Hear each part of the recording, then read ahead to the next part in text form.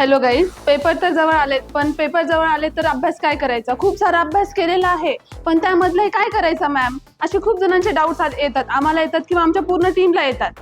आपण वर्षभर अभ्यास केलेला असतो, लेक्चर्स बघितलेले असतात किंवा कॉलेजेसमध्ये पण झालेलं असतं, पण नेमकं एक्झामच्या आधी काय करायचं आणि तितकं करूनही एक्झाममध्ये काय लिहायचं, हा सगळ्यात मोठा डाऊट असतो. कारण की तुम्ही फर्स्ट इयरचे स्टुडंट, आपला फर्स्ट इयरचा इथं 3 जून असं करून टाका, 3 जुलैला पेपर आहे आपला. तर फर्स्ट इयरचा फर्स्ट पेपर संहिता अध्ययनचा आहे. मग तेव्हा आपण पेपर कसा अटेम्प्ट करायचा, यांच्या खूप जणांच्या क्युरी असतात. मग पेपर कसा अटेम्प्ट करायचा, कसा केला तर आपल्याला मॅक्झिमम मार्क्स भेटतील.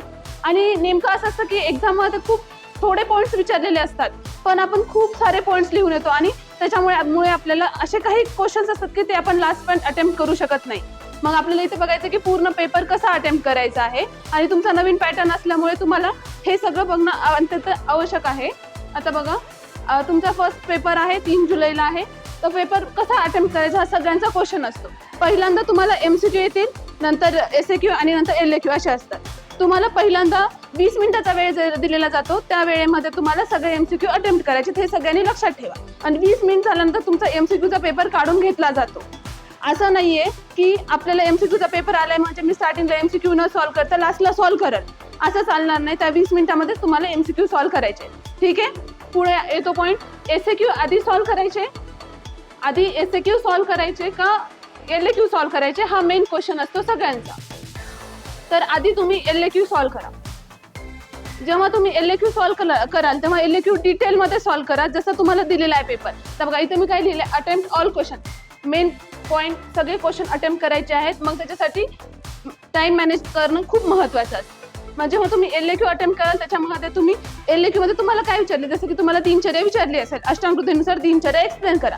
त्यामध्ये तुम्हाला 7 ते 8 पॉईंट सांगितलेत वाघभट्टाचार्यांनी. ते पॉईंट्स मेन हेडलाईन मध्ये 1 नंबर द्यायचा, 2 नंबर द्यायचा, असे ते पॉईंट्स लिहायचे. आणि ते पॉईंट्स लिहिल्यानंतर पण आता दंतधावन लिहिलंय, नंतर त्याला अंडरलाईन करा. अशा फॉर्म मध्ये तुम्ही पेपर सॉल्व्ह करायचा. LAQ सॉल्व्ह केले, LAQला प्रत्येक LAQला तुम्ही 18 मिनिटं द्यायचे आहे. जर तुम्ही 18 मिनिटं हा वेळ LAQला दिला तर तुमचा पूर्ण पेपर व्यवस्थित सॉल्व्ह होईल. भले SAQ तुम्ही थोड्या पेजमध्ये किंवा थोड्या टाइममध्ये जरी कव्हर केले तरी SAQला तुम्हाला 3 ते 3.5 मार्क देतातच.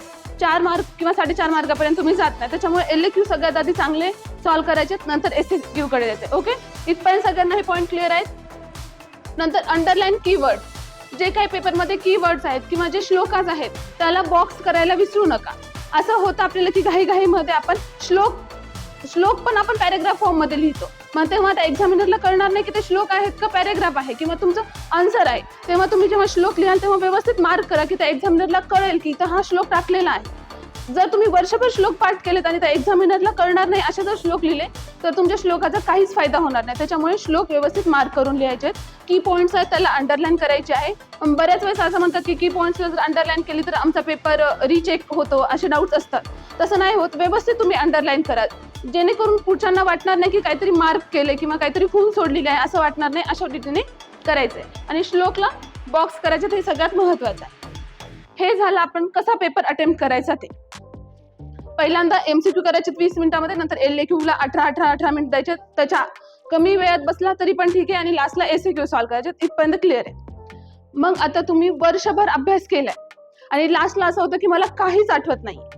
तुम्हाला 5 सब्जेक्ट आहेत, 5 सब्जेक्टमध्ये खूप सारे श्लोकाज आहेत, खूप सारे पॉईंट्स आहेत, त्याच्यामुळे काही आठवत नाही असं होतं बऱ्याच वेळेस आणि खूप जण पॅनिक होतात. मग त्यावेळेस तुम्हाला मी स्टार्टिंग पासून सांगत आली आहे की शॉर्ट नोट्स काढायच्या आहेत. बऱ्याच जणांनी शॉर्ट नोट्स काढल्या, त्यांना आता फायदा होत असेल.